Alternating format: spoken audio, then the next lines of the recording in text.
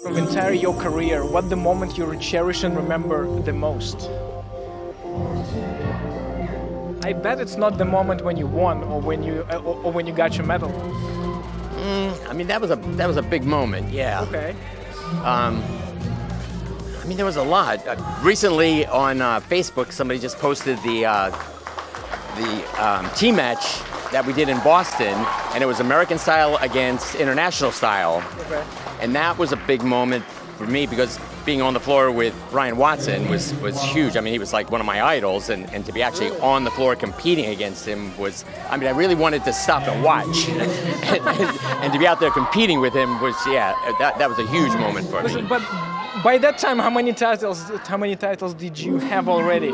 Probably 3 or 4, but It's ridiculous, right? So yeah, but he was, I mean, okay, world champion, and yes. yeah. But still, okay, so he was your inspiration, or who He else? was one of them. Okay, who else? Donnie Burns. Donnie Burns, okay, Yeah. who else? My coach, Rick Valenzuela. Okay. And who made a big impact on you when you were competing or when you were training? Who was your big moment or big person? I think it was Rick, and that's why we picked him as our coach, because he was very independent-minded. You know, most people took lessons from coaches, and he was a competitor. And so I picked him out because I looked out on the floor and I thought, I like what he looks like, and if there's anybody on the floor I want to look like, it's him. And so I asked him to be our coach, and we were kind of like, I don't know, we were like both out on the floor at the same time, so it was kind of weird to have him as my coach, but he was always like, I felt like leaps and bounds ahead of me, and so we had this shared dream that we would win a title together the same year, and it did happen eventually.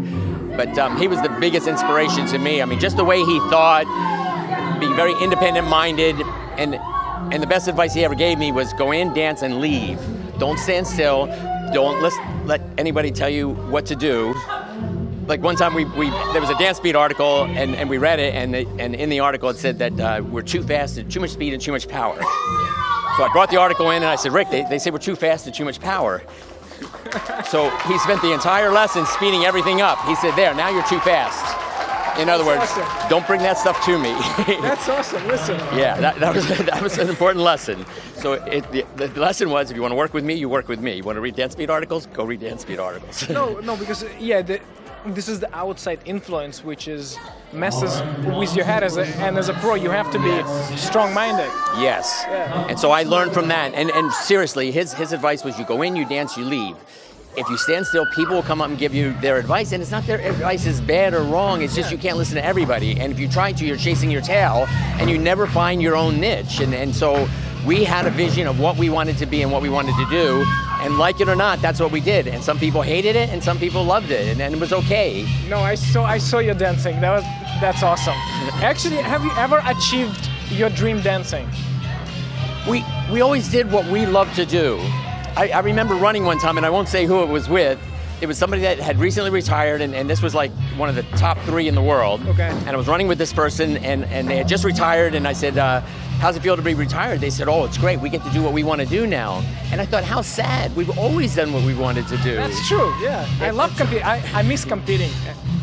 Actually, listen, awesome to talk to you. You gotta go back to the on-deck area. Thank you so much, guys. We will be back.